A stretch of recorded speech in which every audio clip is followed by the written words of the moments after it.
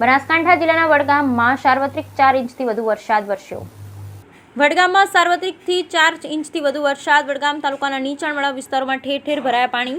વડગામ તાલુકા પંચાયત કચેરી પાણીમાં ગરકાવ. તાલુકા પંચાયત કચેરીમાં પાણીમાં ઘૂસ્યા.